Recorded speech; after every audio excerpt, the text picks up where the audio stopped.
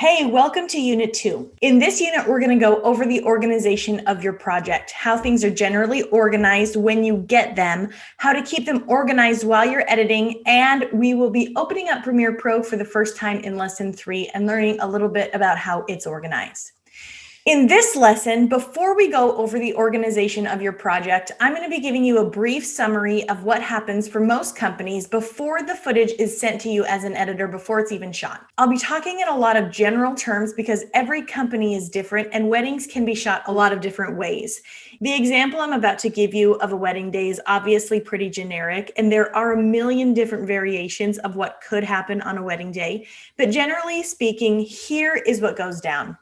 Before a wedding day, a couple contacts a company or a shooter, likes their stuff, and signs a contract. Most companies are then going to send the bride and groom a wedding day questionnaire so that the couple can let the shooter know what the couple's priorities are for the film. Some might want couples' families to be highlighted. Others might want more decor shots. Each company is going to have different questions on the questionnaire, but they're all going to ask questions that will help the shooters know on the day of what is important to the couple. Before the wedding day, the couple or their wedding planner is also usually going to send all vendors a timeline. So most weddings are shot on DSLR cameras like these. There are a lot of cool toys that shooters can use to get different shots with this one camera. There's going to be the tripod and the monopod, which help for stabilization. There's a slider, which is very handy at weddings, and a crane, which can be brought to a wedding, but usually isn't worth the effort because of how big it is and how much time it takes to set up and take down. Then there is the gimbal. The gimbal is a generic term for something which stabilizes a camera as you walk with it. Something like this is great for walking shots and makes them a lot smoother than if you were just walking around with a camera in your hands. A drone obviously has its own camera on it, so drone shots are almost always on their own separate card. So a wedding may have any or all of these types of shots mixed into the footage. On the day of the wedding, a video team will usually show up with two shooters. They meet up to game plan, and then the lead shooter goes into the bride's room. Second shooter goes in with the groom. So for the first hour or so of each day, each shooter is in a different hotel room. But once they meet back up for the first look, then they're all shooting the same thing. So one shooter generally shoots a long shot of the bride walking up, and the other has a tight shot of the groom's reaction when he sees her. So each shooter has a different angle. This is one part of the day when they might actually bring out a third camera to get a third angle, maybe on that gimbal walking up behind her or something like that.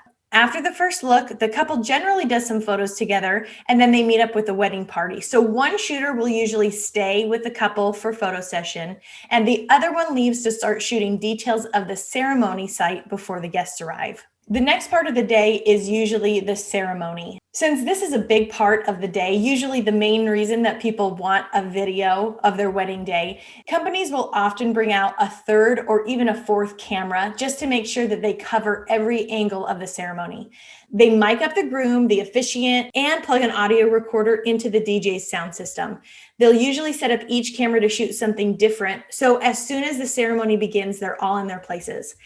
After the ceremony, the two shooters will usually separate again. One goes with the couple for photo session, and the other will shoot guests at the cocktail hour, and then we'll go to the reception site to get details and plug into the DJ's reception soundboard. The two shooters will come back together again for the reception. They'll generally both shoot the grand entrances, the toasts, the first dances, the parent dances, and later in the evening, the cake cutting, and the grand exit. After that, they're just shooting whatever they see happening throughout the evening. So your job as an editor is to take two different shooters' perspectives of the day and create a cohesive film that captures the couple's experience. So that covers the day of shooting. So when this company then sends you the wedding, it may look something like this. They may have 1 to 3 or more cards of video files. Then they'll usually have at least 2 different cards with audio on them. Some companies bring a drone and some bring other special cameras just for one part of the day. Some switch back and forth between the cameras so you don't really know who's shooting. So there might be a lot of different folders with varying amount of footage in them. The files within these cards will have varied names, but they're all named on the camera. And as long as the card stays in one camera all day long, they'll all be in order. Different cameras name files differently, and there are different settings for naming them that a shooter can set. So you can see here that this camera names everything MVI underscore, and the first file is 1405. Whereas this camera names everything with a C and starts at 0001, and this camera names everything DJI with an underscore. So you can surmise that each of these folders was shot with a different camera. I want to add a quick side note here before we wrap up. Each different company has their own way of labeling and naming their weddings.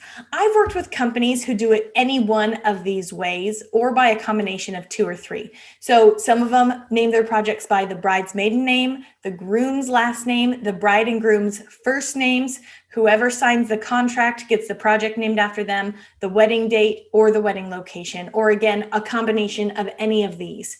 You won't be in charge of creating a system and naming the project, but you will be responsible for your organization based on the company you're editing for's system. So make sure that you know their system, that you understand how they name things, and whatever they've named the wedding that they send to you, that's what you should name your Premiere Pro project and your final export of the wedding video.